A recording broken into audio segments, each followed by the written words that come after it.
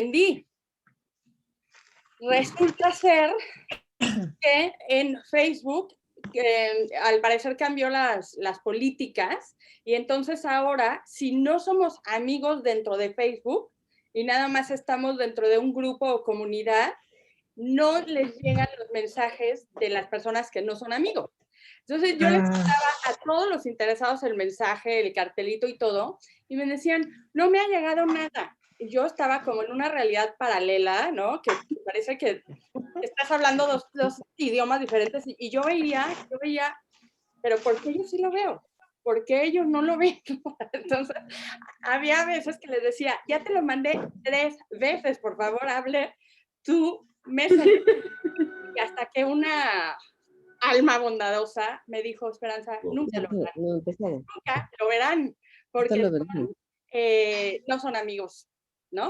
Entonces, por eso es que lamento que los haya bombardeado por todos lados con el ID y con el código para hoy, pero era la única forma de comprender que sí les iba a llegar.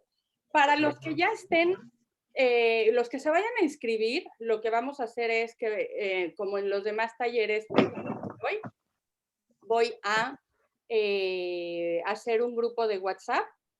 En ese grupo de WhatsApp vamos a estar todos en contacto, ¿de acuerdo? Entonces, esto era nada más, porque como tengo diferentes grupos que eventualmente voy a juntar a todos para que no sea tanto, pues sí tuve que como enviar la invitación por diferentes canales. Pero bueno, les agradezco muchísimo que estén aquí hoy.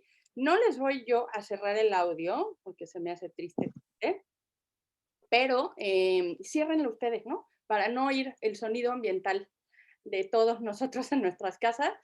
Y bueno, vamos a empezar, somos 30, pero son las 9 de la mañana en punto allá en México. Aquí en Madrid son las 4, bueno, no, con 3 de la tarde aquí y allá. Y el motivo de esta presentación es que, bueno, a mí ya me tienen bien vista y muchos de ustedes muy, muy vista ya, porque ya han tomado talleres de cuento y toman el taller de la universidad y toman el taller de la escritura y toman todos los talleres, pero Álvaro no. Y quiero presentarles a Álvaro porque la verdad es que tengo yo el privilegio de que sea mi profe de historia, yo le llamo historia itinerante, y les voy a contar un poquito la historia de por qué llegué con él. Yo no sé si muchos o la mayoría de ustedes lo saben, yo soy de México, me fui a vivir a Francia con el que era mi pareja y después dijimos, ¿y si nos casamos? Pues nos casamos. Y entonces ahora es mi esposo y por lo tanto yo vivía allá, ¿no? Y cuando decidimos venirnos a vivir a Madrid, yo no tengo familia en el norte de España, pero en Madrid prácticamente no tenía muchos conocidos, y fue por una amiga del consulado francés, por Karine Álvaro, que un día en el consulado me dijo, oye, te veo como bastante antisocial, ¿no sales o qué? Y dije, pues la verdad es que no, mi trabajo es ser escritora, y como escritora no tengo, ahora sí que no salgo mucho de casa, ¿no? Entonces, me dijo, no, pues tienes que salir, te tienes que activar, y lo que te va a encantar es una clase de historia itinerante, como yo le llamo, por Madrid. Entonces, le escribí a Álvaro y le dije, Álvaro, fíjate, soy un antisocial, no conozco, no, le dije, Álvaro, me encantaría pertenecer a tus grupos de historia. Y me dijo, bueno, vale, sí, hay un huequito en uno, vente. Bueno, me fascinó. Les tengo que decir que no saben cómo lo echo de menos, cómo lo extraño, porque esas clases de historia son alrededor de la ciudad, pero Álvaro toca de todo. O sea, me ha llevado a museos, a parques, a piscifactorías, que ese día yo iba cargando como 10 kilos de libros, ¿te acuerdas que me los guardaron ahí? Vamos, a todo, hemos tomado clase sobre estilos arquitectónicos, historia de los barrios, vamos, de todo. Álvaro es de verdad una persona, además de entrañable como persona, también sabe muchísimo, prepara sus clases, lo mejor que le puede pasar a él en vacaciones es estudiar, porque yo se lo pregunto después de regresar de vacaciones y digo, claro, pero ¿no paras de estudiar o qué? Y lo que sucedió es que con esto de la pandemia, al yo empezar a dar clases por este medio de Zoom, Álvaro hace lo mismo con sus alumnos, nos da clases, nos manda videos sobre los recorridos que ya no podemos hacer, digamos, en vivo y en directo. Y entonces dije, vamos a hacer un taller en el cual podamos disfrutar de la historia, básicamente, o más, digamos, enfocado a la pintura, y vamos a escribir sobre esto. ¿Por qué? Porque yo hace muchísimos años, ahí sí que muchísimos, cuando vivía en México, yo tomaba un taller literario con un escritor argentino que se llama Jorge Luján, y Jorge nos llevaba, no sé si se acuerdan los que son de México, nos llevaba al museo que pertenecía a Televisa, Museo de Arte Moderno, el que estaba ahí en Campos Elíseos. Bueno, si no íbamos a ese, íbamos al Museo de Antropología y veíamos un cuadro. Y ahí nos ponía Jorge. Jorge no nos explicaba nada sobre el cuadro, es escritor, pero nos decía, bueno, vamos a venir aquí y vamos a ver el cuadro y qué les llama y qué les nace y vamos a leer un poco sobre él y sobre el autor. Y después nos íbamos a un café que ya era nuestro lugar de tertulia y escribíamos sobre lo que habíamos visto en el museo. Y a mí ese taller es de los que guardo con mejor cariño de todos los que he tomado a lo largo de todos estos años. Yo sigo tomando talleres también. Entonces, incorporé ese recuerdo pensando que es un taller que creo que vale muchísimo la pena escribir a través del arte y sobre todo a través de la pintura. Y por otra parte, pues aproveché que Álvaro no sale de casa, o al menos no mucho, porque lo tenemos aquí y lo podemos tener por Zoom para que nos dé las clases. Y así podemos hacer un 2 en 1, es decir, arte y literatura. Por eso es que el taller se llama Literarte. ¿Sí? Entonces, les agradezco muchísimo caras nuevas y caras no tanto, pero todas caras llenas de ganas por estar aquí y todas caras amigas. Entonces, le voy a dar a Álvaro la palabra un segundito para que se presente y después, si te parece bien, Álvaro, hacemos ya el recorrido por el taller para que vean qué es lo que vamos a ver, de qué forma y un poquito más detalladamente de qué se trata Literarte. Vale, genial. Pues nada, después de la presentación de Esperanza, pues yo ya me voy y ya está, ya no tengo más que decir. Ya me ha dejado por las nubes, o sea que ya es imposible que yo me venda mejor. No puedo decirles nada que les pueda convencer más.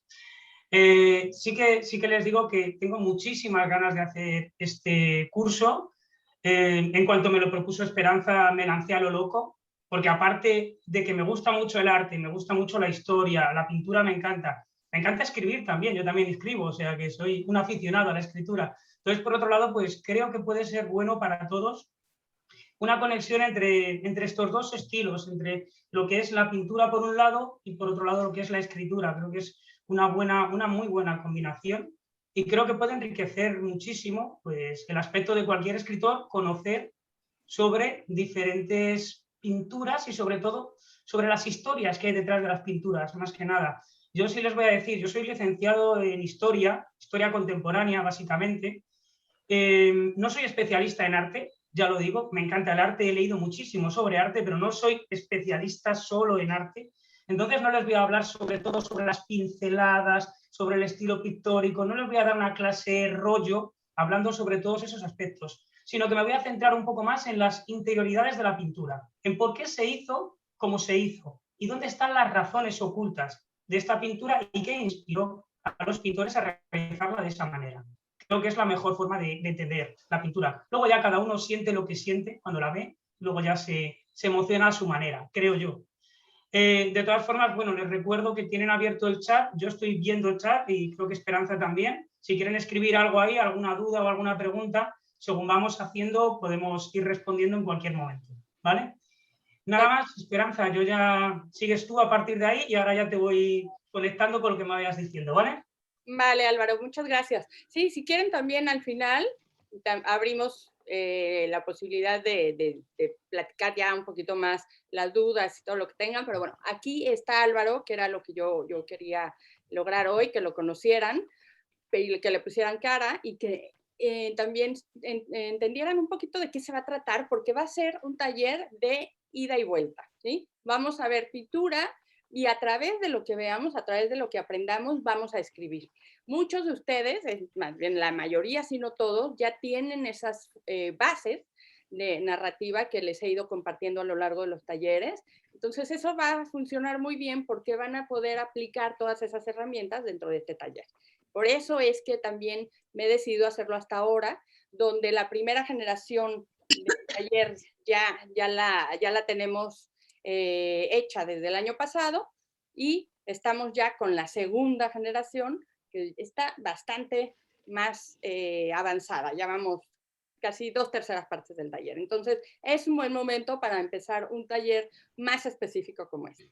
Así que bueno, para que no nos enrollemos, porque tanto Álvaro como yo se nos da, lo que vamos a hacer es que les voy a dar una pequeña presentación y vamos a ver cuáles son los cuadros que vamos a tocar en este taller específicamente y posteriormente vamos a dejar que Álvaro nos cuente qué es lo que él nos va a enseñar de cada uno de ellos, ¿de acuerdo?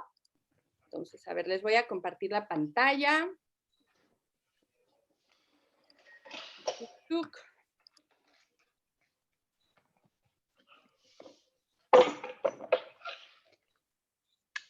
Ay, ¿por qué no me dejan?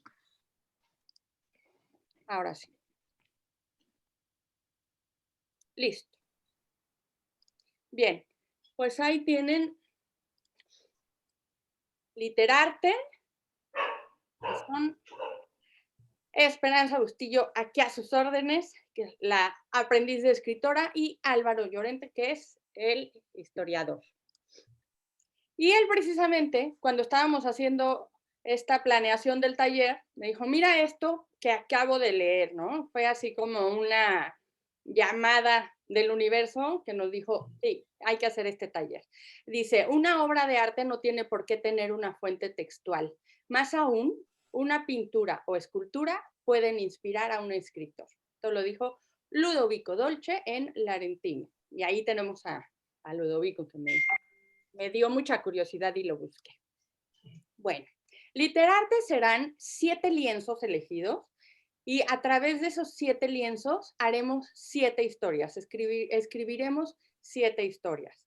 Cada uno de los cuadros que veremos en este taller guardan un fascinante viaje a través del tiempo. Las circunstancias personales de cada pintor que les dio vida están plasmadas a través de los trazos de su pincel. En Literarte estudiaremos el contexto histórico de las siguientes obras, así como el momento vital de su autor. También intentaremos descifrar qué secretos esconden los colores, las sombras, los detalles, las miradas de sus protagonistas, las capas que han quedado debajo de lo que puede verse en la superficie. Una vez hayamos saciado nuestra curiosidad y hayamos aprendido más allá de lo que se observa a primera vista, cruzaremos el puente rumbo a la literatura para descubrir que detrás de cada pintura existe algo que merece ser contado.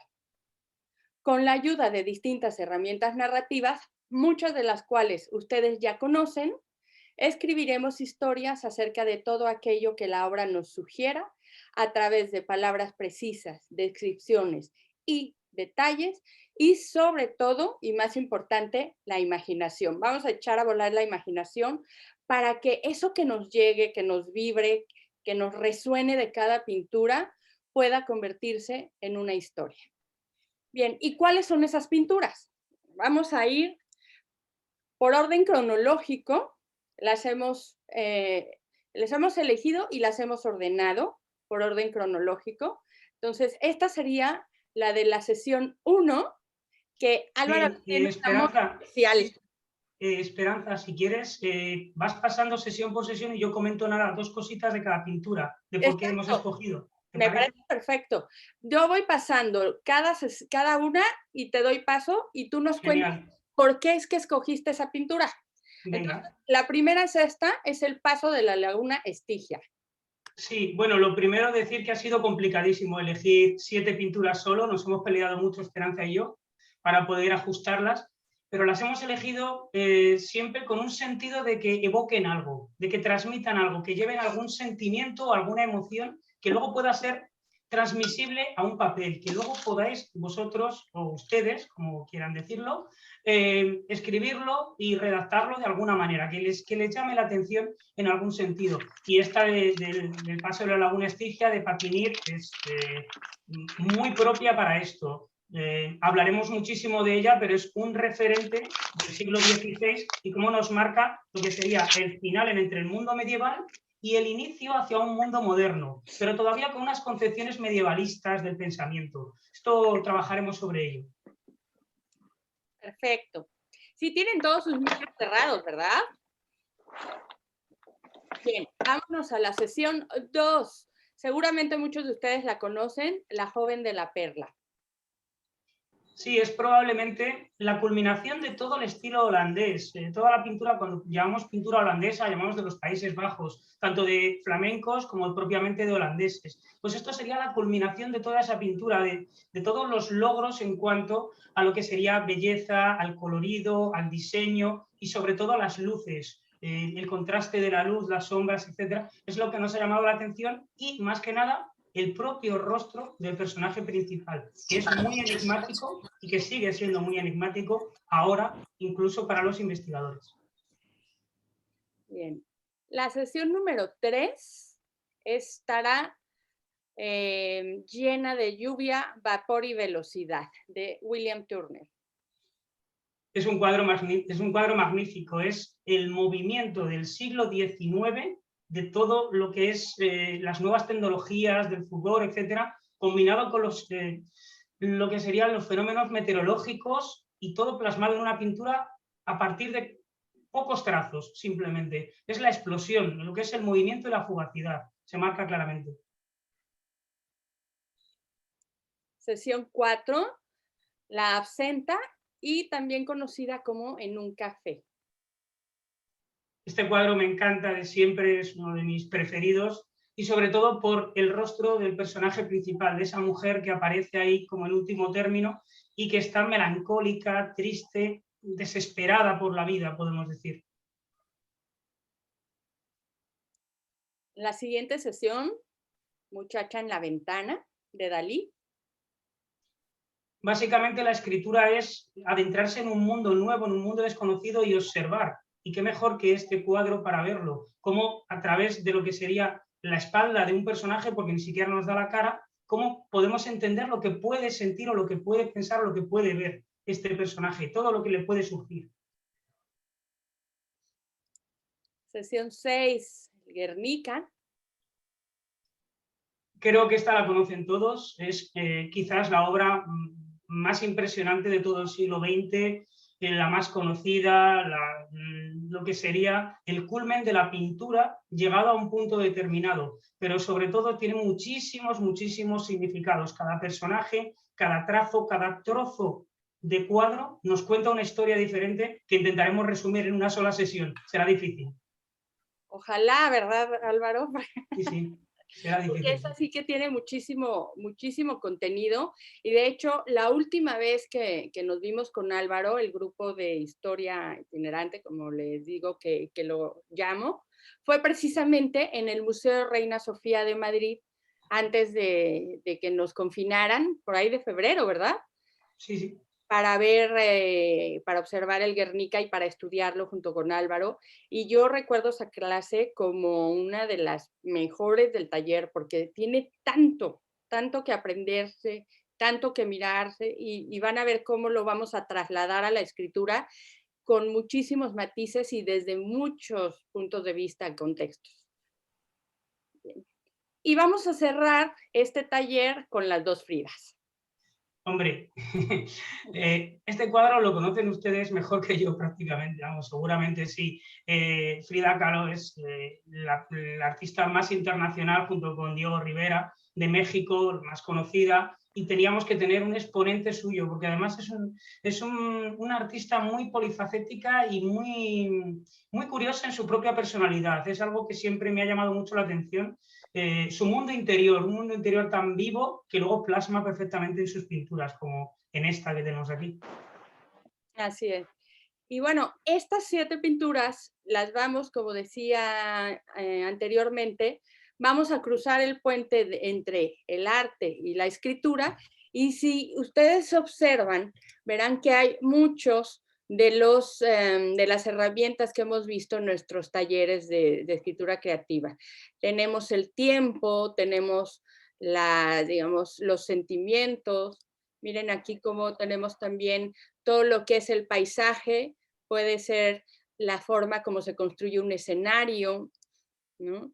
Miren, los personajes, ¿no? Como cada uno de ellos nos da para contar muchas historias. Entonces, este va a ser el programa de Literarte, la sesión 1, la 2, la 3, la 4ª, 5ª, 6ª y 7ª. Ahora bien, es interesante también que Álvaro nos cuente de qué forma va a abordar cada una de estas pinturas, porque es la manera como ustedes van a conocer cada una de estas obras y a partir de ahí tener el material, tener esa carnita, esos elementos para poder escribir. Entonces, él nos preparó un PowerPoint en donde vamos a saber un poco más de qué puntos vamos a conocer cada una de ellas. Les voy a compartir la pantalla para ver este PowerPoint. Y aquí está.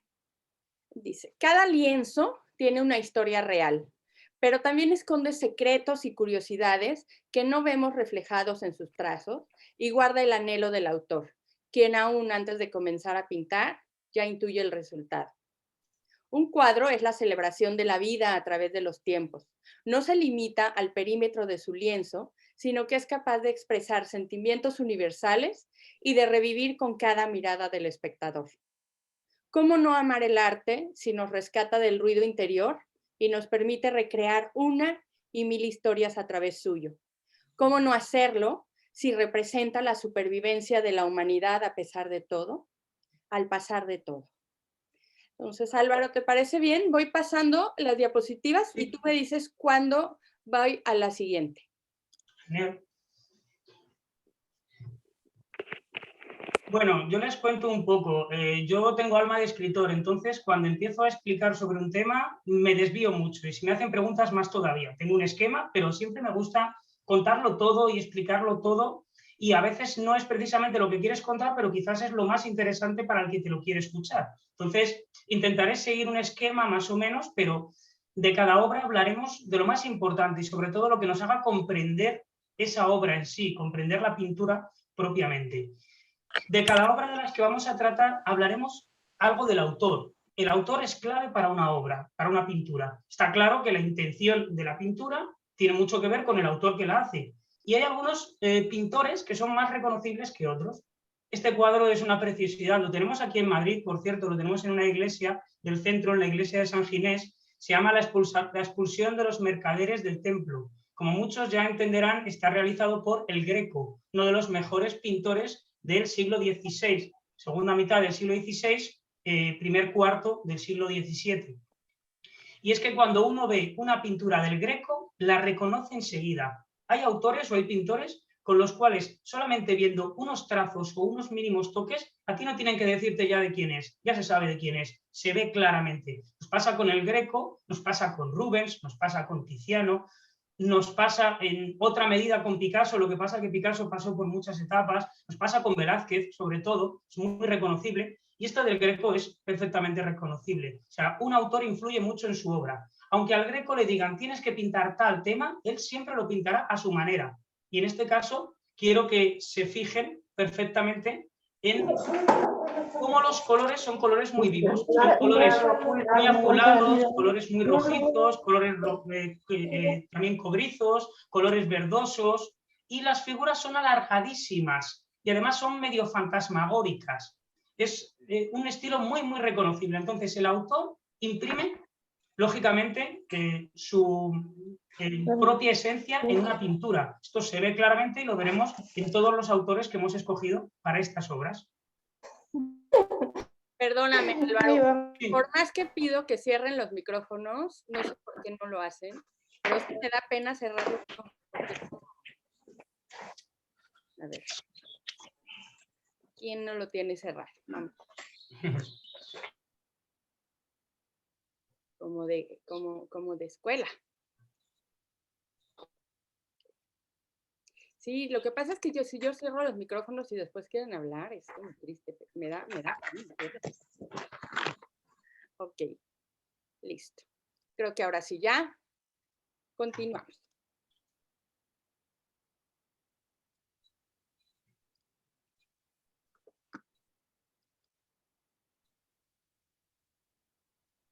A ver.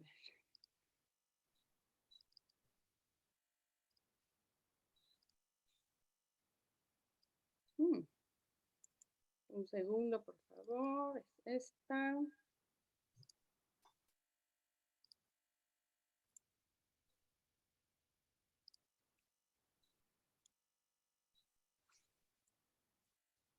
Ahí estamos. Seguimos. Bien. Ahí se nos coló una voz. Bien, seguíamos hablando un poquito sobre los elementos que tiene la pintura. ¿Bien? No me la dejes. Es un Android. Alguien por ahí. Exacto. Se nos cuela alguien que está probando. Sí, no, yo los voy a cerrar. Es Andrés Berritos. ¿Dónde está? Andrés Berritos. Es que está en un Android Blue Droid. Así se llama, pero en el chat puso que era. Dios mío, qué barbaridad. No pasa nada. Sí, pero me pasa, Álvaro, todas las clases. Todas. Y me da Bueno, no digo es... porque eres mi invitado, pero por más que lo pido, y luego dejan el micrófono abierto y se van. Entonces, estás oyendo al perro, al timbre, y el del micrófono está en la cocina. Nada, continuamos, no te preocupes. Continuamos. Sí, nos dejan, como diría una canción mexicana, por cierto. Sí, sí. Bueno, ahora sí. Ponme el comitente. Bien, les explico, el comitente es muy sencillo. El comitente es la persona que paga la obra, la persona que pide la obra, para el que está realizada la obra. Entonces, ¿cómo no va a influir en el tema, en la forma de realizar una pintura, la persona que ha costeado esa obra y que la ha pedido? Evidentemente, el que lo pide como lo quiere. Esto está clarísimo, ¿verdad? Entonces, en todas las obras que vamos a ver, vamos a hablar claramente de quién la ha pedido y por qué se ha realizado, para qué lugar se ha realizado o de qué manera. Claro, el comitente va cambiando con las diferentes épocas. ¿Qué les quiero decir? Pues que lógicamente en tiempos medievales el comitente, ¿quién era? El que pagaba las obras, ¿quién era? La Iglesia. Y por tanto la temática va a ser una temática religiosa y va a estar transmitida con una idea religiosa. Básicamente casi todas las pinturas de la Edad Media son pinturas religiosas, tienen temática religiosa. Vamos, el 99,9% de las pinturas de esa época. Bien, luego la cosa va cambiando. Luego aparecen los reyes, aquí en Europa, es cierto, aparecen los reyes, como unos grandes comitentes, unos grandes pedidores de obras, unos grandes promotores del arte, podemos entender. Luego sí empezará con lo que es el Renacimiento ya el promotor individual, estamos hablando de los burgueses. Y este es el caso de la pintura que tenemos aquí. Esta pintura es una preciosidad de pintura, es una de las obras más importantes que tenemos también, por cierto, en Madrid, en el Museo Thyssen. Se llama Giovanna Tornabuoni. Está realizada por un artista llamado Ghirlandaio. Y en este caso es la petición del marido de esta mujer, de Giovanna Tornabuoni, en el momento en el cual ella está a punto de dar a luz. ¿Se fijan ustedes en la barriguita? ¿Ven cómo aparece de perfil y aparece con la barriguita claramente orientada? Pues es que en este caso, el propio comitente, el que lo pagó, su marido, dijo que quería que saliera, evidentemente, ya mostrando lo que era el fruto de lo que sería este matrimonio, lo que iba a ser su vástago. Pero más aún, fíjense ustedes, quiere mostrar también la riqueza que tiene, no solo con el peinado, no solo con el traje, que el traje es impresionante, con unos detalles tremendos, sino que al fondo aparece una joya. ¿Lo ven? Aparece justamente donde tiene los pechos la mujer, orientado hacia sus pechos, como en una caja fuerte atrás, que realmente es como una estantería, ¿verdad? Pues ahí aparece una joya, y luego por detrás de la mujer aparece un libro, que no es otra cosa que la Biblia, haciendo parecer pues, que esta mujer también es una mujer muy religiosa. Claro, el comitente aquí ha querido decir, quiero mostrar a mi mujer, con toda su esencia, con toda su importancia, a el vástago, el fruto de su vientre, y también pues, el poder económico que ya tiene esta burguesía. Después de la burguesía, ¿qué surgirá? Pues lógicamente la monarquía ilustrada, también los nobles quieren hacer sus pinturas, y luego algo muy importante, el comitente se acabará. En el siglo XIX, de repente, los autores empiezan a hacer sus obras no para alguien que se las ha pedido, sino para sí mismos. Hacen sus propias obras y luego las venden. ¿Y esto creen que cambiará la temática de lo que pinten? Pues claro, evidentemente, porque empezarán a pintar sobre cosas que les interese a ellos y no los que le han pedido. Con lo cual aquí vamos a ver cómo va cambiando a lo largo de la historia, porque además, como ha elegido bien Esperanza de forma cronológica las obras, veremos cómo el comitente también va cambiando y va cambiando la idea de la propia pintura. Gracias. Oye, Álvaro, y por ejemplo, en este caso me quedé pensando en el cuadro de Frida Kahlo, ¿el ¿Sí? comitente sería ella? Si no se lo ha encargado nadie, sí, evidentemente. A ver, Frida Kahlo, la mayor parte de sus obras eran obras propias que luego vendía, no eran encargos directos. A veces sí, pero normalmente eran obras propias que ella hacía y luego vendía o no vendía. Recordemos, por favor, que Van Gogh en vida prácticamente no vendió un cuadro. Pintaba por amor al arte, ¿verdad? Aunque luego, posteriormente, pues bueno, ha tenido ya el eco que tiene actualmente, y bueno, el que tiene un Van Gogh es multimillonario, pero en su momento él lo pintaba por amor al arte, no lo pintaba porque nadie se lo pidiera. Claro. Sí, entonces está bien interesante entender que el comitente va cambiando, no solamente por la época, sino por lo que esa época representaba, ¿no? Si eran los reyes, después la burguesía, después tal, y Sí. finalmente ya en estos tiempos ya puede ser el mismo pintor o quizás alguien Sí. que le interese y que lo pueda financiar. Buenísimo. Bien, esto está claro. Hemos hablado antes, el autor y el comitente. El objetivo de un cuadro tiene que ver con el autor y con el comitente. Eso es evidente, ¿verdad? Primero, porque el autor pinta lo que él quiere, pero normalmente suele pintar lo que le mandan pintar, lo que el que va a pagar el cuadro le manda pintar. Este es un precioso cuadro de Jean-Louis David. Jean-Louis David es un pintor francés de finales del siglo XVIII, principios del siglo XIX. Y este cuadro, como todo el mundo creo podría saber, o es evidente que debería de saber, es Napoleón cruzando los Alpes. Es un cuadro histórico importantísimo en el cual se nos marca ya claramente el objetivo. ¿Quién encargó este cuadro? ¿Quién era el comitente de este cuadro? Pues el propio Napoleón, evidentemente, ¿verdad? Bien, como Napoleón encargó este cuadro, Napoleón quería ensalzar su propia figura. El objetivo de este cuadro es ensalzar la propia figura de Napoleón. Por eso aparece aquí majestuoso, aparece con esa capa volandera, aparece como en furia, con el caballo, con el rostro. Fíjense en un detalle muy curioso del cuadro. Vean la cabeza de Napoleón. ¿A dónde mira? No está mirando adelante, no está mirando al ejército, nos mira a nosotros. Nos dice, cuidado que estoy aquí. Yo soy el importante. Entonces, el objetivo de este cuadro, ¿cuál es? Magnificar la figura de Napoleón. Pero por otro lado también, en este momento, estamos hablando de 1800 aproximadamente, se pinta el cuadro, Napoleón está en guerra con toda Europa. Y lo que quiere mostrarnos es que el ejército francés está luchando en toda Europa, pero que al frente de ese ejército va Napoleón. Él va en persona. Fíjense en el caballo. ¿El caballo está al paso o al trote? Aparece encabritado, aparece con las patas levantadas. Eso significa que está como en furia, que está como en batalla, y es más o menos la simbolización que nos quiere dar. Él está al frente del ejército y él va a luchar por todos nosotros, por los franceses, en este caso. Y también otro pequeño detalle, Fíjense en las piedras de abajo a la izquierda. ¿Ven lo que pone? Abajo a la izquierda pone Bonaparte, que es el apellido de Napoleón, evidentemente, y abajo del todo pone Carolus Magnus, haciendo referencia precisamente a que él quiere declararse como emperador, ya ha sido proclamado como emperador, ya ha hecho que le proclamen como emperador. Pues es la simbolización, el objetivo del cuadro está muy claro en este caso y en muchos de los que vamos a ver.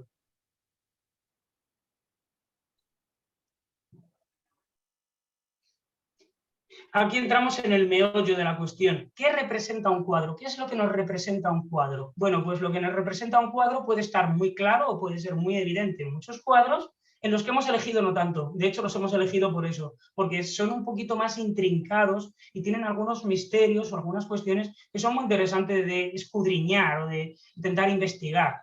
Este es un tema clásico, es un tema mitológico. También es otro de mis cuadros preferidos, está realizado por Rubens. Y en este caso son, como están viendo, el juicio de París. ¿De qué trata el juicio de París? Pues es un tema mitológico bastante claro. Si nos fijamos, a la izquierda del cuadro aparece un personaje que está como pensativo. Tiene que decidir a cuál de las tres mujeres que hay a la derecha va a declarar como la más bella de todo el universo. Entre las diosas, está claro, porque las tres son diosas. Y él es el que tiene que decidirlo. Aparece otro hombre que realmente no es un hombre, sino que es el dios Mercurio, el que aparece de pie, que tiene como una especie de esfera dorada, es una manzana, realmente la manzana de la discordia. No sé si han oído alguna vez lo de la discordia, ¿verdad? Bueno, pues hace referencia a esto.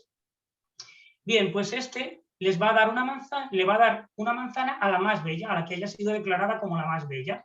Y es curioso la temática y es curiosa la historia, pero sobre todo más curioso aún son algunos de los elementos que aparecen en el cuadro, que si no los explicáramos quizás no tendrían tanto sentido o no podrían tener tanto sentido. Por un lado la manzana que hemos hablado, luego fíjense Mercurio, que es el que aparece con la capa roja, la cabeza lleva unas alitas, que son las alas de Mercurio, que es el mensajero de los dioses. Estos son elementos que quizás en una primera lectura se nos puede pasar desapercibido. Fíjense, por ejemplo, en la barra que sujeta con la mano derecha Mercurio. ¿Qué lleva en esa barra? El famoso caduceo de Mercurio con las dos serpientes enroscadas en la parte de arriba, ¿verdad? Entre las diosas que tenemos a la derecha hay algunas que son muy reconocibles. Por ejemplo, podemos ver la que tiene un amorcillo, que es como un niño chiquitito, que realmente es Cupido a sus pies.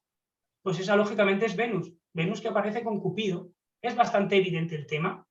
Fíjense en la que aparece más a la derecha, que está como de espaldas a la escena. ¿Qué tiene a la derecha del todo del cuadro? Un pavo real.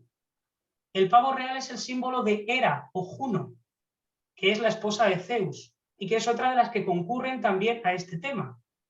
Y fíjense además cómo ya ha sido juzgado. ¿Quién ha ganado de las tres? ¿Cómo sabemos quién ha ganado de las tres? ¿Se dan cuenta en el angelito que aparece arriba del todo, de la escena en el centro? Lleva una corona y ya está coronando a una de las tres, ¿verdad? Está coronando a Afrodita o Venus, que es la que en este caso ha vencido. Pues estos son elementos que si no nos explican, quizás no entramos en la profundidad del cuadro. Lo vemos, sí, es bonito, es interesante, pero nos quedamos a medias o más que a medias, ¿verdad? Con lo cual creo que por eso es interesante adentrarnos propiamente en los cuadros.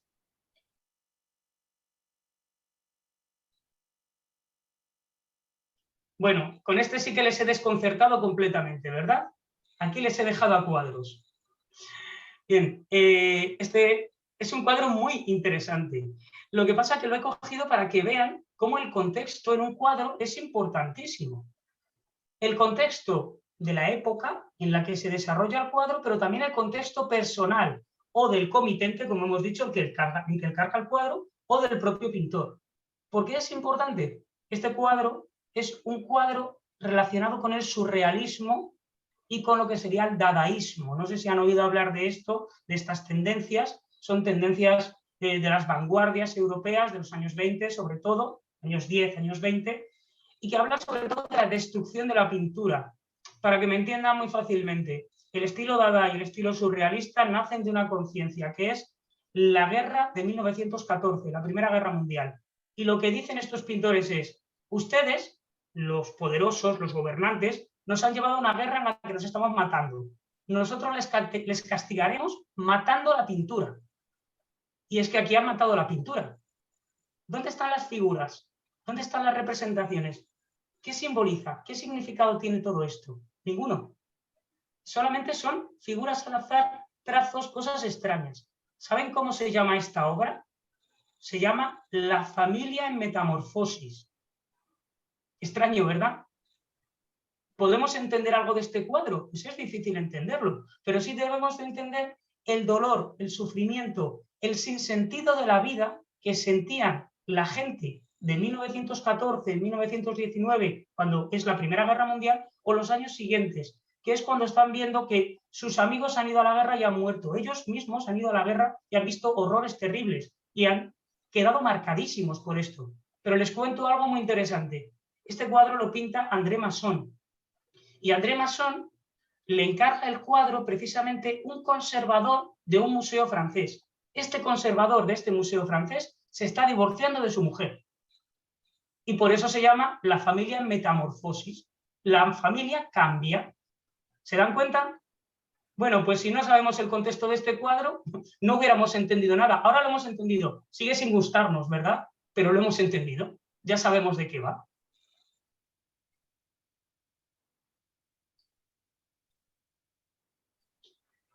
Bien, pasamos a las curiosidades. Esto entraría dentro del qué representa también, pero de más cosas aún, de más cuestiones aún. Y uno de los cuadros que más simbolizaciones tiene de la historia, o que más cosas ocultas tiene de la historia, o que más cosas alrededor de ello tiene, es este cuadro, precisamente. Se tituló en origen La familia de Felipe IV. Está realizado por Velázquez. ¿Bien? Está en el Museo del Prado, todo el mundo sabe, y es uno de los cuadros más importantes de nuestra historia, de la historia española. ¿Bien? Bueno, pues este cuadro tiene muchísimas curiosidades. ¿Por qué se llama Las Meninas? Se llama Las Meninas por las mujeres que hay alrededor del personaje principal. El personaje principal es esa niña rubita que aparece en el centro, la ven, ¿verdad?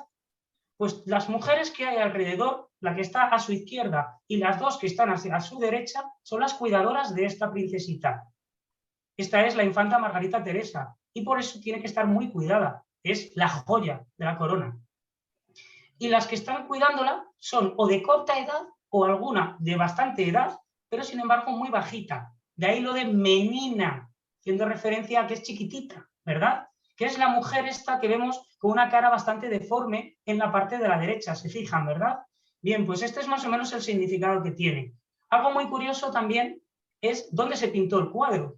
El cuadro se pintó en el taller del propio Velázquez. ¿Cómo sabemos eso? Se fijan arriba en el techo que hay dos estructuras que parece como que están cayendo, como que tienen unos circulitos como que caen del techo, ¿verdad? Esos son ganchos y son para colgar las pinturas. Y eso es lo que tenía Velázquez para colgar sus pinturas. Pero aparte hay muchas pinturas que pertenecieron al propio Velázquez, que lo tienen al fondo. Al fondo se dan cuenta que aparecen una serie de pinturas muy interesantes. Pero más aún, al fondo hay dos pinturas muy grandes. Y justo debajo de esas dos pinturas, en el centro, hay un espejo. ¿Y qué se refleja en el espejo? Los reyes Felipe IV y Margarita de Austria. Mariana de Austria, perdón, Felipe IV y Mariana de Austria, que son los padres de la niñita rubia que les he dicho antes, con lo cual están viendo la escena. Más aún, aparece el propio pintor, el propio Velázquez, que si se fijan aparece a la izquierda, sale todo el lienzo y ahí aparece el propio Velázquez. ¿Por qué?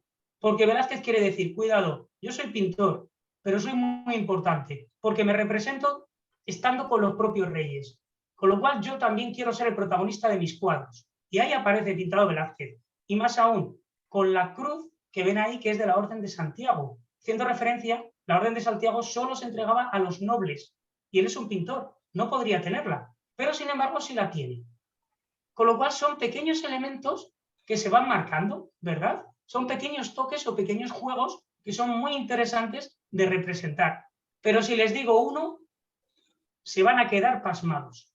Uno de los elementos más curiosos de este cuadro es que las cabezas de los personajes principales forman una constelación, que aparece en el cielo. ¿Bien? En este caso la constelación es la corona borealis o la corona boreal. Y esta constelación tiene una estrella en el centro que es Gema, que es la que más brilla. Bueno, pues la constelación tiene una forma como de U. Para que me entiendan, lo hago así. Como una boca sonriente, ¿verdad? Fíjense desde la cabeza de Velázquez y tracen esa forma de U con la cabeza de la primera menina agachada, con la cabeza de la infanta, la cabeza de la segunda menina y la cabeza de los personajes de la derecha. Tiene exactamente la misma forma. Curioso, ¿verdad? Más curioso aún, este cuadro fue pintado para un lugar exacto. El rey encargó este cuadro para un lugar de su palacio, que tenía cierta orientación y que la luz le daba de una forma determinada. Fíjense a la derecha del cuadro, justo toda a la derecha del cuadro, en la cabeza, sobre la cabeza del niño pequeñito. ¿No ven una luz? ¿No ven cómo entra la luz por la ventana? Pues es que se hizo precisamente con esta lógica, para hacer ver como que la luz entraba. ¿Les parece curioso o no? Yo creo que sí, ¿verdad? Bien.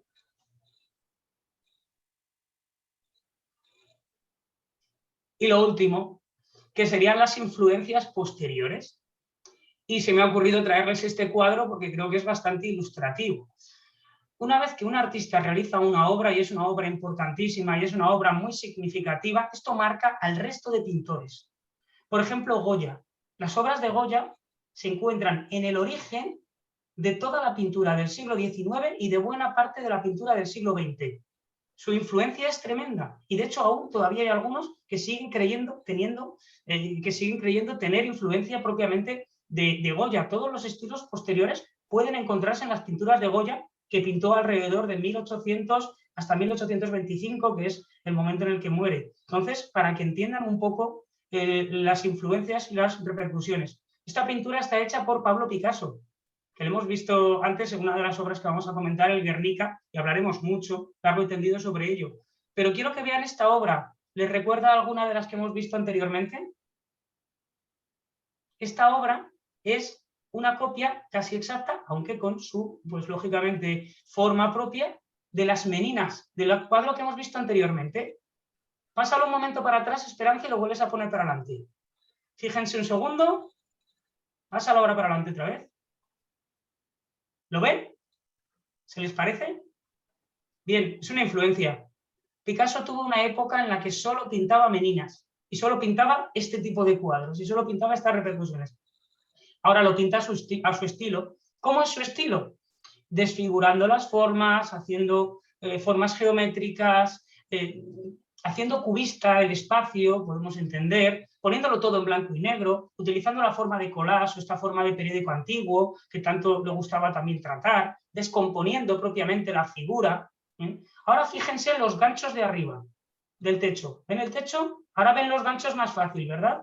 Que cuando los veíamos en la otra obra. Los ganchos son como un piquito, se ve el pico perfectamente representado. Entonces es curioso cómo él imitó y cómo pues, representó de esta manera. Un detalle que a lo mejor no conocen es que Picasso estuvo copiando cuadros en el Museo del Prado durante varios años. Él vino a estudiar aquí a Madrid. Saben que es malagueño, Picasso, saben que estuvo en Barcelona, pero también que pasó una época aquí en Madrid. Y aquí en Madrid él se inscribió en una escuela, en este caso en la Academia de Bellas Artes de San Fernando. Sin embargo, él no pisaba prácticamente la academia. ¿Qué le gustaba? Pues le gustaba personalmente pintar este tipo de cuadros y representar este tipo de cuadros. Una cosa muy curiosa que me están preguntando, que quién es el hombre que aparece detrás. Ponme otra vez el cuadro anterior. Esperanza, por favor. Bien. El personaje que aparece detrás en la puerta, ¿lo ven? ¿Ven una puerta abierta? Un personaje y unas escaleras. Este es José Nieto.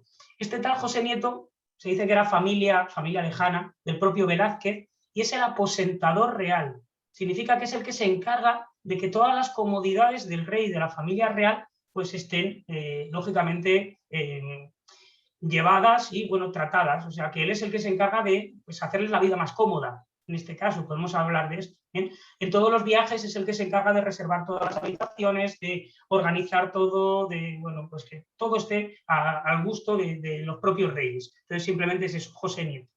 Volviendo otra vez al tema del que tratábamos, y que es muy curioso, es como Picasso le gustaba mucho copiar cuadros, era un copista de cuadros, y era un copista de cuadros excepcional. Cuando tratemos el Guernica se lo voy a enseñar.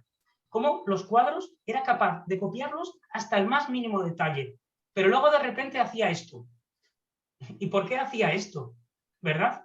Pues porque evolucionó. ¿Qué significa esto? Yo creo personalmente que ustedes, que quieren ser escritores o que quieren ser aficionados escritores, deberían de tener los mismos métodos. En este caso, saber cómo escriben los mejores escritores, saber cómo pintan los mejores pintores y luego ya evolucionar hacia su propia forma de escribir y de pensar y de reaccionar en este sentido. Y es lo que hizo Picasso. Si Picasso se hubiera quedado como un copista, hubiera sido el mejor copista de su época, pero ahora mismo no estaríamos hablando de él, ¿verdad? Pues sin duda, esto es lo que lleva a los grandes artistas a ser como son. Quiero que veamos de cada una de las obras también la influencia posterior y la influencia anterior. Significa de qué fuentes beben para realizar sus obras. Creo que es algo importantísimo. Y creo que con esto está bastante explicado sobre lo que vamos a tratar.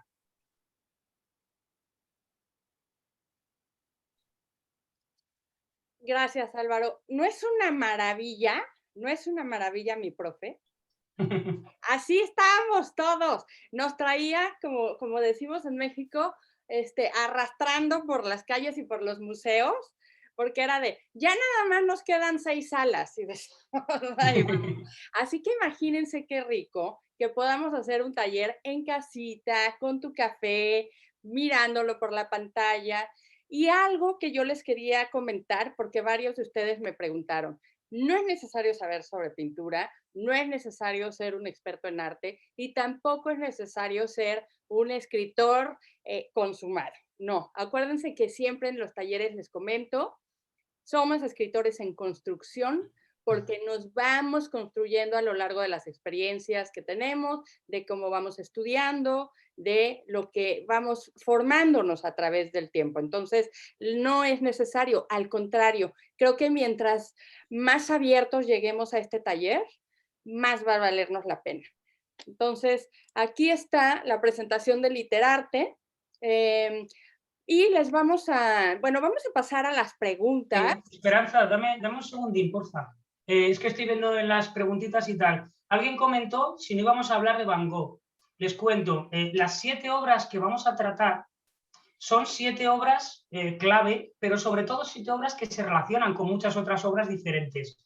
Con lo cual, creo que saldrá Van Gogh y saldrán otros pintores que también, lógicamente, influyen sobre ciertas obras. O sea, aunque digamos que esta obra es la obra que vamos a tratar hoy, no significa que no hablemos de otras obras y que la conectemos con otras obras interesantes de otros pintores. Teníamos que acotarlo a 7 obras, porque era lo propio, pero no nos quedaba otra cosa. ¿Bien? Sí. Así es. Sí, y fue complicado, ¿verdad? Llegar a las 7. Y también intentamos, no sé si por ahí, bueno, se los voy a volver a poner, el temario, para que vean que hay pintores de todas las épocas y de la mayoría de los países que pudiésemos nosotros interpretar como que tienen una escuela de pintura bastante interesante. Entonces, por eso es que nos hemos decidido por esas 7, pero como bien dice Álvaro, saldrán porque están conectadas de alguna forma u otra los pintores y sus obras. Entonces, hasta aquí queda la exposición por parte mía y por parte de Álvaro. Y vamos a las preguntas. A ver. Tenemos que decirles otra vez horarios, días y todo esto que nos lo han pedido por ahí, ¿vale? Entonces, ¿cómo va a ser acuérdate, Esperanza, cómo va a ser la disposición de las clases? ¿Cómo va a ser porque lo teníamos en la otra presentación. Exacto, sí, eso ahora les voy a decir. Bien, cuántos días, qué horario, ya me lo han preguntado, pero a ver, Ángeles, hola Esperanza, tengo que salirme antes de la reunión, estoy en clase, pero estaré muy atenta. Bueno, Ángeles, si quieres inscribirte, antes de que alguien se salga, porque intentamos hacer la presentación de una sola hora, pero si quieren inscribirse, solamente pónganme en el chat, quiero inscribirme, y me van a enviar pueden enviarlo al correo o perdón, espérenme un segundito, o al chat.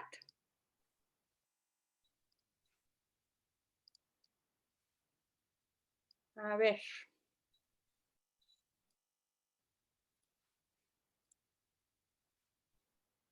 Esta era una.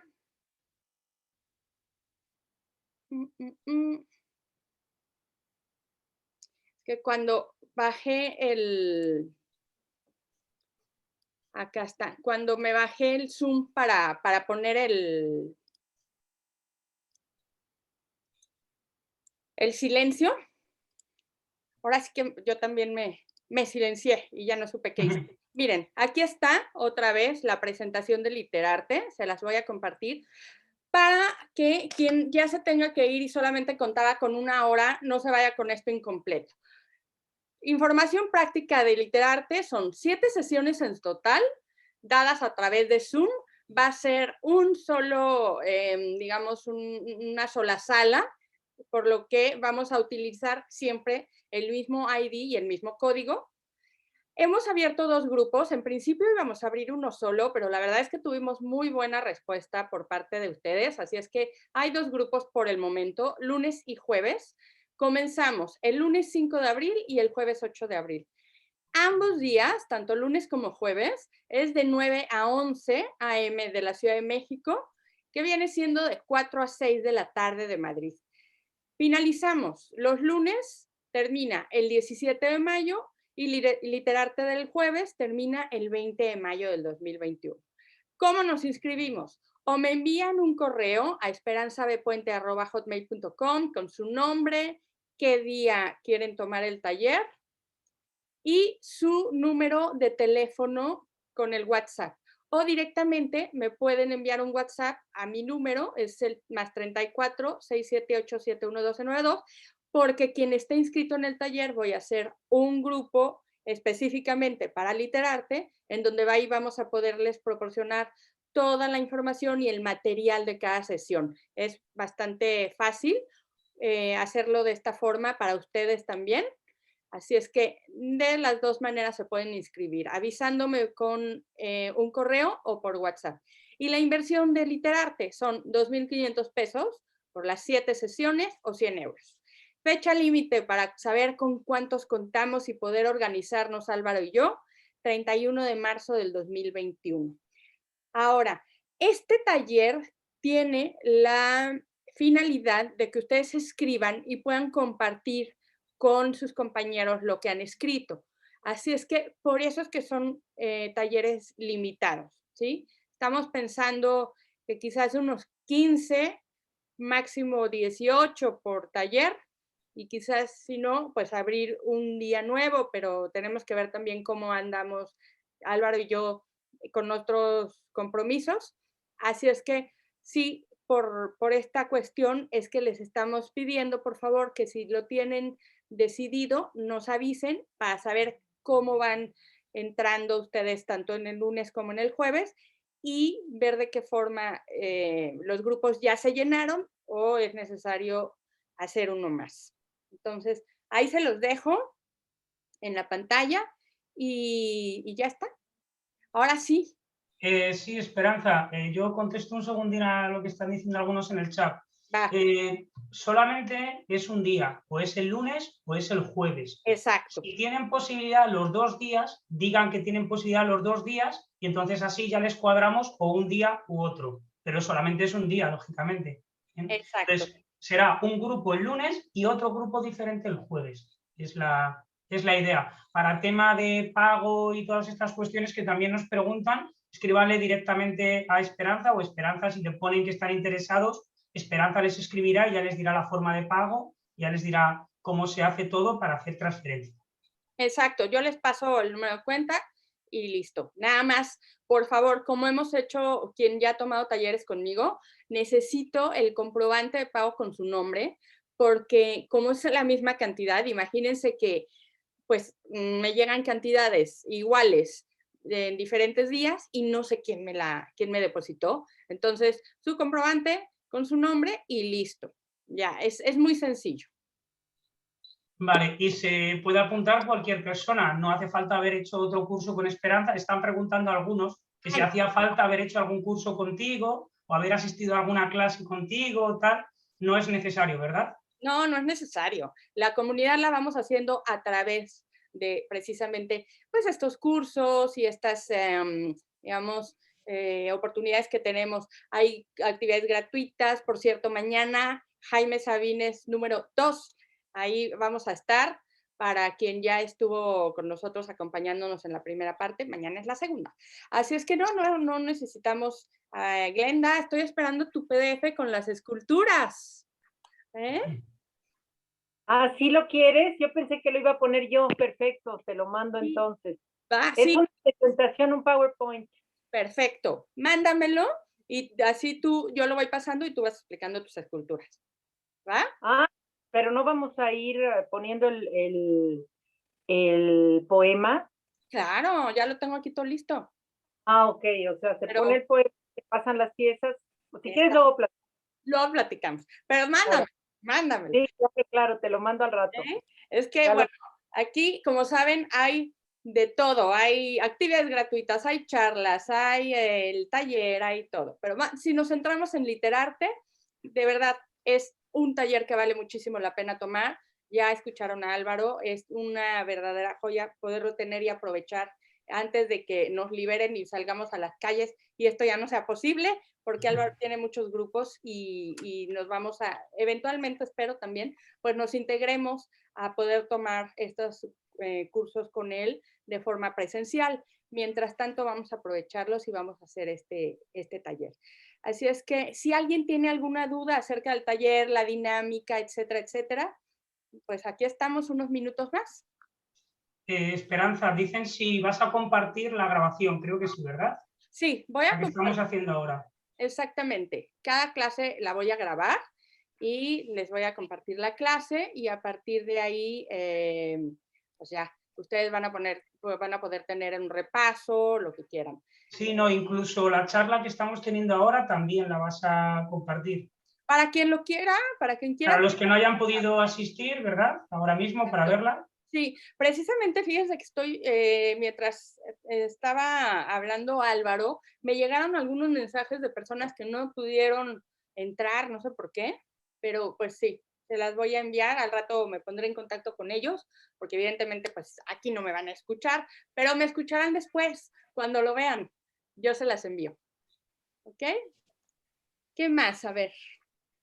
La dinámica de la parte literaria del curso. Ok, la dinámica, Mariana, de la parte literaria va a ser la siguiente. Una vez que vamos a dividir la clase en dos tiempos.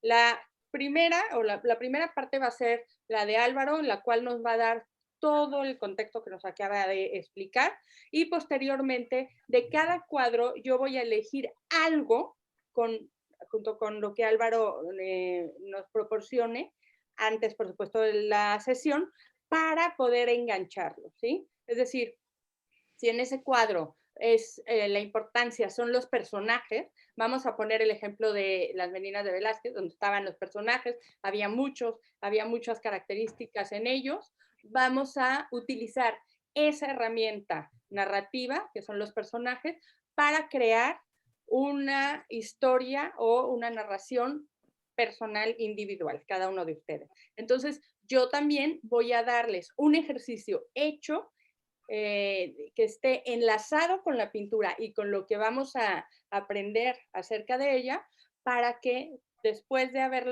terminado la primera parte, pasemos junto con ese ejercicio y sobre todo las instrucciones del ejercicio a ponernos a escribir.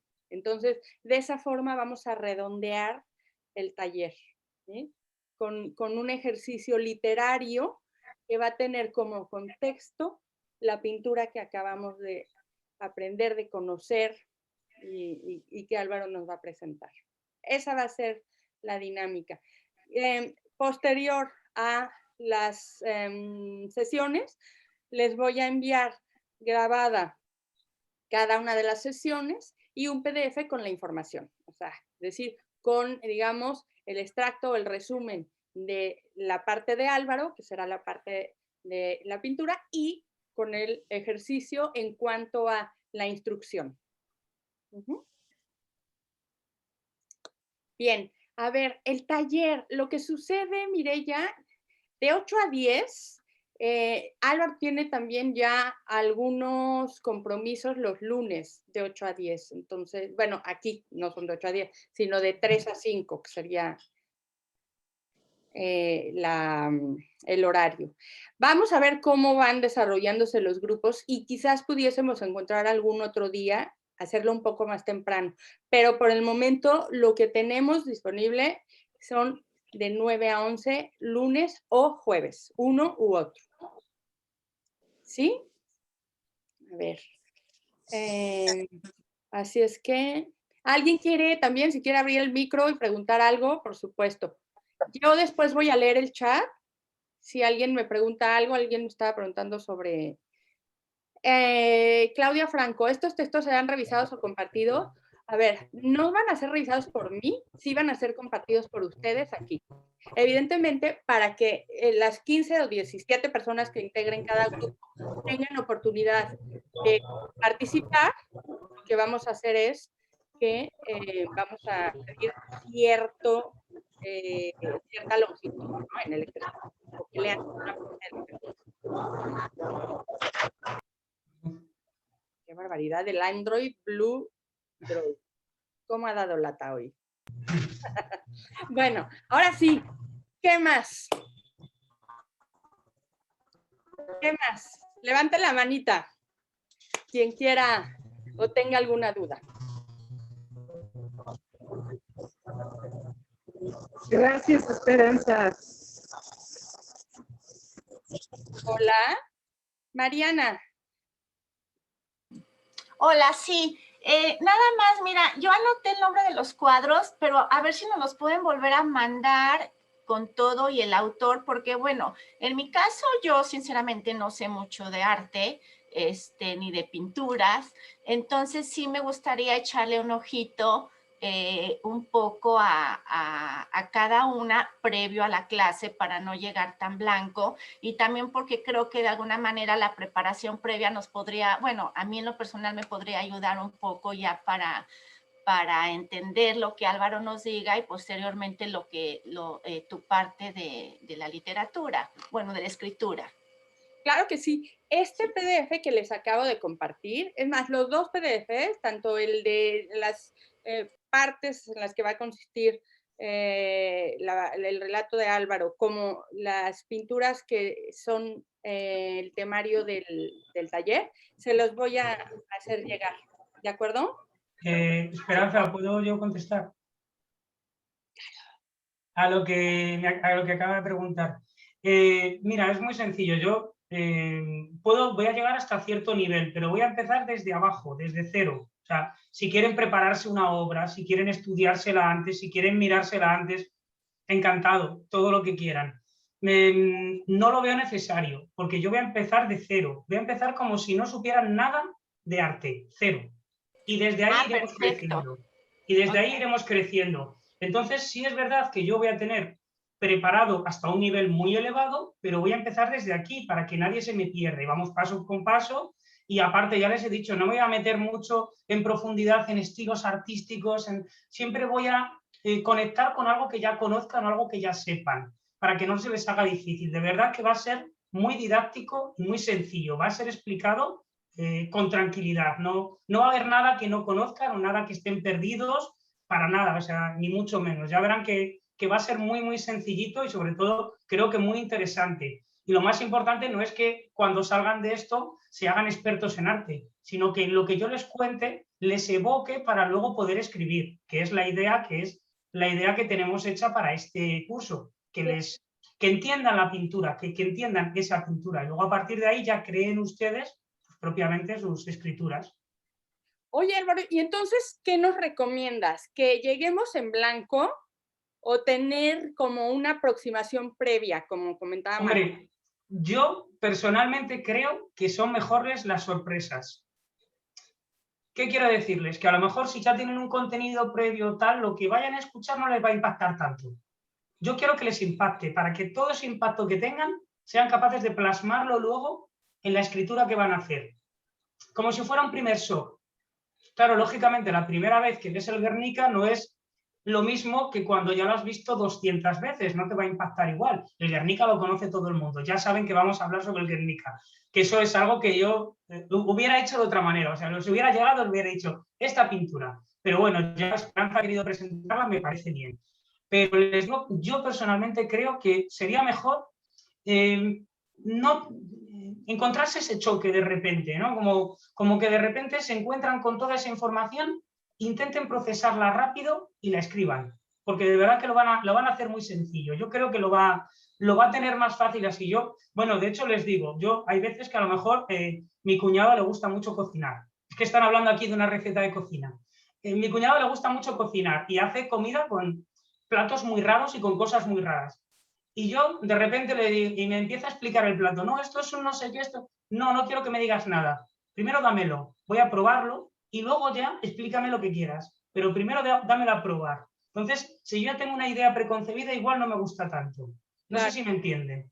Sí, pero bueno, sí. cada uno ya sabe que son libres de hacer lo que quieran. Para mí lo más importante es que vamos a partir de cero y vamos a ir muy despacito, pasando por toda la historia de ese cuadro y toda la relación que tiene, para que todo el mundo lo entienda, ¿vale? Perfecto, pues sí, entonces no hagamos trampa. Yo tampoco voy a ver nada porque quiero que Álvaro también me sorprenda. Bueno, sí, tendré que ver cosas para poder hacer mi parte, pero no me voy a poner a investigar para que sea Álvaro quien nos pueda adentrar a cada una de ellas, porque de verdad que lo va a preparar. Sí, exactamente. Vamos a llegar en blanco y vamos a aprovecharlo mejor, ¿les parece? Bueno, ¿qué más? A ver, ¿alguien quiere comentar algo en vivo y en directo? Puede abrir su micro, si no es que lo tiene, se lo cerré, espero que no. ¿Todo en orden? ¿Sí? Muy bien. Pues, yo. ¿Quién es yo? Glenda. Yo solo les quiero decir que ya van a tener alumna, pero de aquí hasta que, yo creo que hasta que ya me muera, ¿eh? Estoy fascinada, estoy muy contenta, muchas gracias, estoy entusiasmadísima con este curso. Ay, muchísimas gracias. Genial. Pues sí, ojalá que podamos hacer otros después, ¿verdad, Álvaro? Porque él estaba muy triste cuando le dije que nada más eran 7, pero pues, ¿cómo hacemos? Con 7 por lo menos para empezar. Bien. ¿Quién más? Por ahí había visto también, creo que Mariana Lucía, ¿habías levantado la mano? No, era todo bien. Todo bien, perfecto. Bueno, pues a ver, ¿qué hora es? Ya precisamente nos pasamos un poquito de la hora que les pedí de su tiempo, pero sí era importante que tuvieran el background, el contexto de esto que es Literarte. Creo que les va a fascinar y creo que lo vamos a aprovechar, no lo creo, estoy segura que lo vamos a aprovechar muchísimo. Y nada más, por favor, ayúdennos porque como se trata ya de un taller para nosotros, para los que estamos aquí en España, de tarde, necesitamos que los días estén bien ya sujetos, ¿no? O sea, que digamos, este día y este día y este día, ya sabemos que lo vamos a dedicar a Literarte. Entonces, Marta, los horarios son lunes o jueves, de 9 a 11 de la mañana, hora de México, 4 a 5 de la tarde, de este lado del charco. 4 a 6. 4 a 6, perdón, 4 a 6 de la tarde de este lado del charco. Luego, sí, lo del día, el día y la hora que nos están preguntando, eso lo mejor lo cuadramos dependiendo de las personas que se quieran apuntar, dependiendo de cada día que se quieran apuntar o lo que sea. Yo lo que les he dicho y lo que sí les pido es que si tienen posibilidad de hacer el curso tanto lunes como jueves, cuando le escriban a Esperanza, le digan, yo puedo lunes y jueves. Si solo pueden lunes, digan lunes. Si solo pueden jueves, digan jueves, para que así podamos cuadrar mejor los grupos. De aquí a poco, como el primer día es el lunes 5, ¿verdad? De abril. Lunes 5, sí. Pues una semana antes ya estará definido qué día van, si van los lunes o van los jueves. ¿De acuerdo? ¿De acuerdo? Bueno, pues ahora sí.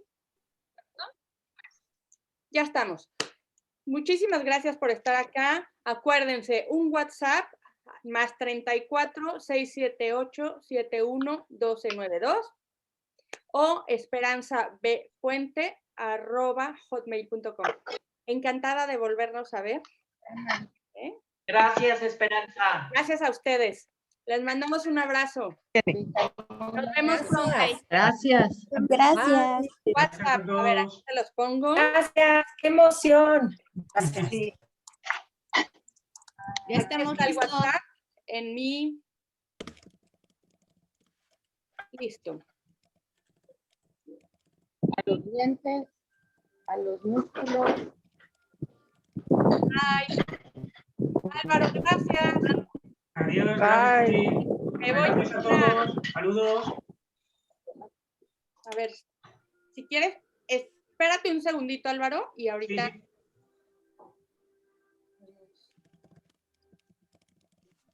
Gracias. Bye. A ti, Sandra, bye, bye, bye. Beatriz, Corina, Concepción, Aline. Aline, sufrí contigo porque me decías que no te llegaba y ya supiste por qué no te llegaba, porque los que no somos amigos en Facebook, ya sabes que la solicitud de amistad, una de sus compañeras me dijo, es que cambió Facebook las reglas y entonces si uno no es amigo en Facebook no llega el mensaje directo. Yo decía, es que de verdad la estoy viendo, ya se lo mandé. Y luego decía, va a pensar que soy maníaca, porque lo Ahorita voy a volver a hacer eso porque ya me pasó, hasta me quitaron de poder estar en contacto con mis hijos. Sí, entonces es un rollo. Por eso es que ya para el curso vamos a tener un grupo de WhatsApp y ya. No va a ser mensaje directo, que si llega, que si no llega, porque sobre todo Facebook está cambiando tanto las reglas y las dinámicas que a mí me trae loca. Bueno, pues gracias. A ti te veo el viernes, a los demás también, hay varios que los veo el viernes. Gracias, mucho gusto, Esperanza. Igualmente, gracias, Paulina. Bye, Esperanza. Ay, Betty, ¿cómo estás? Ay, con los pelos parados, me desvelé y estaba escuchándolos desde mi camita, perdón. No me digas que tú eras, no, tú no eras la que se abría y se cerraba el teléfono. No, ni Dios lo mande, no, ya sabes que yo soy muy ordenada. Eres muy ordenada. Oye, te quiero felicitar por todo lo que pasó el día de San Patricio en México, qué belleza, ¿eh? Ay, qué bueno que lo vi. En mi página de Facebook están visibles todos los monumentos en México y en uno en La Habana, el Palacio del Segundo Cabo. Ajá. Y sí, aquí fuimos en Latinoamérica el primer país con más greenings de Latinoamérica. Ajá. Y estamos entre los 10 países con más greenings en el mundo. Estuvo Entonces, precioso, precioso. Vi que lo compartiste, y lo vi y me emocioné. Qué cosa tan bonita. Muchas felicidades. Pero también Álvaro debe de haber visto ahí en España, creo que España también fue uno de los países con más monumentos enverdecidos en el Día de San Patricio. Fue una cantidad impresionante, la Fuente de las Cibeles se veía bellísima. De verdad, sí, también ahí hicieron mucho trabajo allá en España. Ay, mira, una pena. Yo no me enteré demasiado de esto, la verdad. No, es que Betty trabaja a ver, cuéntale tú, Betty. Yo trabajo en la Embajada de Irlanda y este año me nombraron responsable de los greenings. El greening es un movimiento global iniciado por el gobierno de Irlanda hace ya 12 años. Y empezaron ellos a poner de verde, por ejemplo, el castillo de Dublín, la iglesia de San Patricio, no sé, las orillas del río Liffey, o sea, lugares así emblemáticos, el Barney Castle, por ejemplo, ¿no? Y puntos estratégicos turísticos de Irlanda. Entonces, eso se hizo al principio como para jalar la atención, porque pues además fue hecho en una época en la que Irlanda entró en una crisis económica junto con muchos otros países, ¿no? Entonces, no había manera de jalar economía más que con turismo. Y entonces, ¿cuántos países participaron, Betty? Ahorita fueron 60 ciudades y países, no tengo precisión, pero fueron 60 ciudades en el mundo y fueron más de 650 sitios. Qué maravilla. O sea, en una ciudad podían ser 10 sitios, por ejemplo, ¿no? Y podían ser, como aquí en el caso de México, 6 ciudades diferentes. Padre. Entonces, eso obviamente va sumando. Y ahora ya con la pandemia y todo esto, pues se busca la unidad, la integración y el acercamiento de la gente que tenga que ver algo con Irlanda o que sienta amistad por Irlanda, afinidad, interés y de alguna manera pues también unificarse con prenderse de verde a la misma hora en un mismo día, ¿no? Qué padre. Y de eso se Pues trata. gracias por compartirlo en la comunidad y gracias por estar aquí hoy. Te mando un beso. Gracias igualmente y un gusto conocer a Álvaro, eres un tipazo, qué bárbaro. ¿Ah? Igualmente, Ojalá muchísimas te vayas gracias. al curso. Un placer, Sí, sí, un placer. Muchísimas gracias y de verdad un gustazo. Bye. Muy bien, Beso. un placer.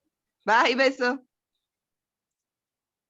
Bueno, ¿quién es Huawei? ¿Sabes qué? Si quieres, Sí. me voy a salir y te mando otra invitación.